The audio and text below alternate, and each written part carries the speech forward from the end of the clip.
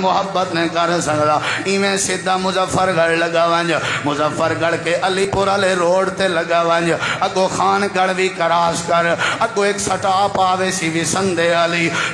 علی والا اڈا کراس کر کھبے ہاتھ دے اوتے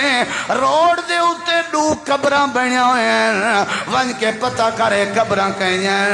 دسے سن جو سکے بھیرا میں دیاں قبراں وجہ پوچھو تو کیا وجہ ہے آدن ابا ہے اے مرلے ہم دوترے دکان واسطے اے دوہیں بھیرا بھیڑ پہ اوہ کہ میرے مرلین اوہ کہ میرے مرلین اوہ کہ میرے مرلین اوہ کہ میرے مرلین آپا سے چل لڑایا کیچے نے دوہیں مر گئے ابے انہیں دے فیصلہ کیتے میرے پتریں کوئی نے مرلیاں دفنا دے ہو قبرستان نہ دفنا ہو تاکہ کائنات آجیں کو پتہ لگے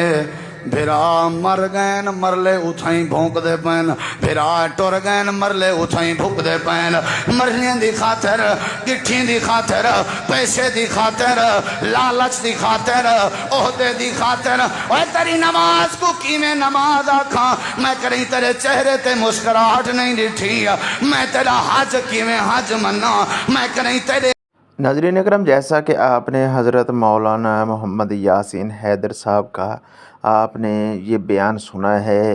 یہ واقعہ انہوں نے مظفر گڑھ کا بیان کیا ہے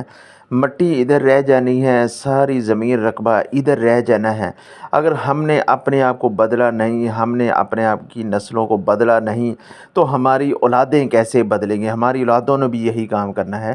یہ دنیا کو چھوڑ کر اللہ کے بن جائیں اللہ کا رنگ اپنے اوپر لے کے آئیں اللہ کا رنگ ہی انسان کے لیے جب چڑھ جائے اللہ کا رنگ تو انسان دنیا میں بھی کامیاب ہو سکتا ہے آخرت میں بھی کامیاب ہو سکتے ہیں ساری کی ساری لڑائیاں ختم ہو سکتی ہیں ساری کی ساری جھگڑے ختم ہو سکتی ہیں لیکن یہ بہن بھائیوں کا رشتہ ایک دفعہ آتا ہے اگر ہم نے حقوق العباد کا خیال نہ کیا حقوق اللہ کو پورا نہ کیا حقوق اللہ میں تو معافی مل سکتی ہے حقوق العباد میں معافی نہیں مل سکتی لیکن اگر ہم ان چیزوں کا خیال نہیں کریں گے تو ہماری دنیا میں بھی بربادی ہے آخرت میں تو بربادی ہے ہم نے جہنم میں تو جانا ہی جانا ہے بجائے اس کے کہ ہم اپنے بہن بھائیوں کے درمیان انصاف کریں ہم اگر ہمارا اپنا حصہ کسی دوسرے بھائی کو آتا ہے تو ہم دے سکتے ہیں